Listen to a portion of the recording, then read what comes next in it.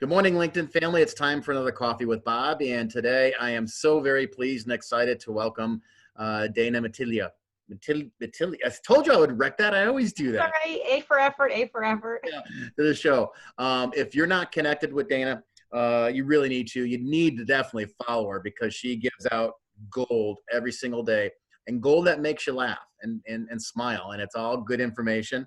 And yeah, but you need to connect, follow, and engage with her. You remember, it only takes one connection to change a life, and she literally could be that connection because of her security stuff. You're so sweet. What an introduction. Oh my goodness. I'm gonna turn the phone off here 1 second. I don't want to be labeled Mr. Creepy. So No, that's a terrible label. Nobody wants to be Mr. Creepy. There are yeah, lots of Mr. Creepies out there though. there And are. Mr. Creepy, I always get in trouble. People say, why do you always say it's Mr. Creepy and not Mrs. Creepy? So now I try to Oh, you got to split it up now, right? Mr. and Mrs. and Miss. So Dana always produces these really just engaging videos that make a lot of sense when it comes to IT security. Tell us a little bit about those. Well, thank you. So what I try to do with my videos is I try to make one very specific point for each video because I don't want it to be too technical or get too much where people can't pay attention because there's too much going on. So I take one point, then I try to break it down in the most layman terms that I can think of, and then I try to add a little humor and say, Yeah, how's someone going to maybe remember this? Maybe if I add a little humor. So I try yeah. to do that. I Maybe do. not successful all the time. I always do. There was one post where you dressed up as a grandma at one point. Yep.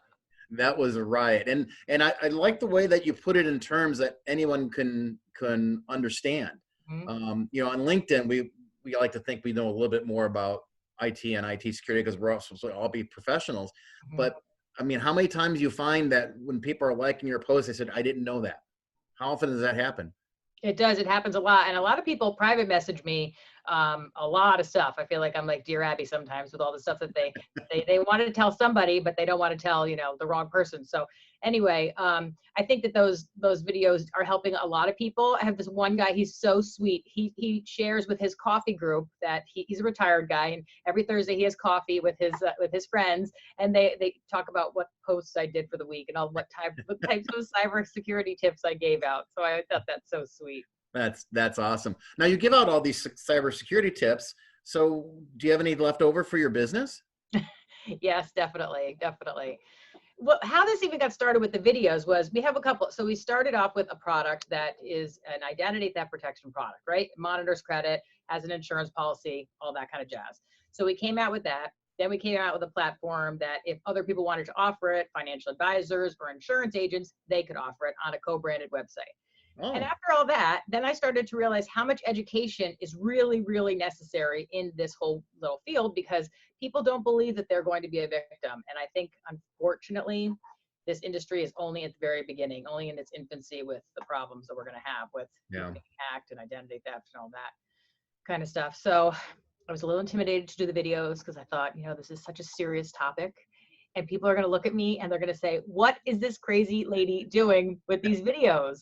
But luckily it's been, people have given me some positive feedback as opposed to thinking I'm just a kook. Yeah, no, they're great and they make so much sense. I mean, you're about the locks in your down to it's not just IT security, guys. I want you to realize she offers stuff just for general security as well too. Today was a fantastic post. I think it was today at least, or maybe yesterday, about the locks in your house. How often you change those, when you change those, and I thought that was stuff like that spot on. Thanks. Thanks. I appreciate that. Well, I think that the way that we're approaching, you know, the problem with cybersecurity issues is getting bigger and bigger and bigger every single year, and we're throwing more and more and more money at it, and we're not getting anywhere. So I think we're approaching it the wrong way. Instead of having the IT people try to, you know, educate people once a year, put together some boring presentation, instead we should be talking about the non-technical aspect of things from the point of talking to everybody. Mhm. Right? Let's focus on just some regular basic tips that everybody can understand, they want to learn about, and then create the human culture that people talk about cybersecurity. And, you know, we're the first line of defense, or is all of Yeah, us in our yeah, mouths, what we're yeah. clicking on. So that's the way that I try to look at it. We need to look at it a little differently. Yeah, and I'm telling you, it's working. And in this time of pandemic, COVID, you're in the office today. I go to the office a couple days a week, but mostly we're working from home. What's the one biggest tip can you give to the home workers who might be on more insecure networks, right? Or Yes, exactly. in an apartment building where you've got floor after floor after floor, and people signals are crawling all over each other. Mhm. What's the biggest tip you can give them for that? I'm going to pump you here. Well, I always tell everybody I'm not a technical person, so I don't get into the IT structure of things, but making sure that you have a secure connection is definitely when you're getting into your work system, you need to make sure that your connection is secure. And the hackers know that. The hackers know that probably the workers network is going to be a lot less secure Right. than the business one. So let's go there, right? It's going to be easier to get in there. But I also think the hackers realize too that it's a lot easier to trick somebody into giving them information as opposed to hacking into the network.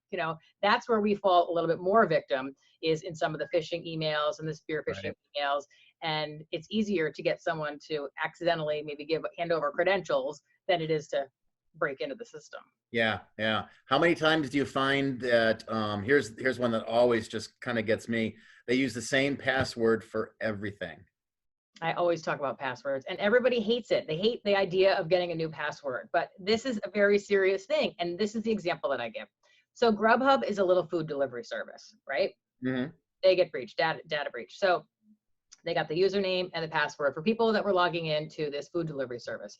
And you think, well, what's the big deal with that? It is a big deal because a lot of people use the same email as their username and then the same password because it's easy to remember. This is our username and this is our password. And they Right. use that for Facebook or for LinkedIn or for their Bank of America account. So now that information is very valuable because now someone can get into those places. Yeah. Yeah. It's scary how easy it is to get to some of those sometimes too. I'm a big password. I use LastPass just to give a plug for LastPass. Mhm. And I try to get everyone to use a password manager. I don't care which one you use, as long as it's good and it's secure. Are you a believer in the password managers?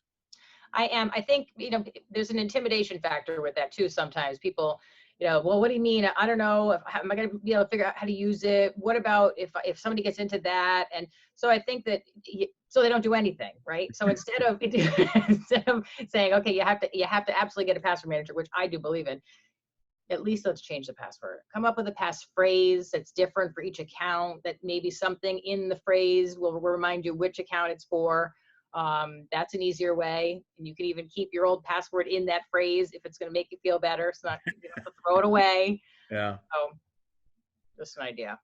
Amazing. It's so, are you finding that your following has grown since you started doing these videos? Because you're kind of new to the video stuff, right? Yeah, I started doing the videos about 18 months ago, I would think. Yeah, and I didn't really have any traction when I first started. I'd put my video out there, get all excited, and nobody would watch it. Nobody would like it. It was terrible, but I thought, well, I have to just keep going, have to keep going. And then, it slowly starts to grow. I encourage anybody who's thinking of maybe putting something out there on LinkedIn to just go for it. Right. Yeah. It's a matter of consistency, right? I mean, as long as you but I do these coffee with Bob's, and it's definitely it's growing. I've only been doing it now for about 8 months, and it's definitely growing and getting bigger. And heck, I got a superstar like you on, so that's awesome. Please, don't be silly. And Yeah, right. Anybody out there that's watching, I would love to connect with you. So if you find me on LinkedIn, definitely send me a connection request and I'll. awesome. Yeah. Connect, follow, and engage with Dana. You'll learn a lot. Dana, thank you so much for being on. You are definitely one of those one connections that can change a life. So thank you very much. Oh, thank you for having me. All right. Have a great day. All right, you too. Bye.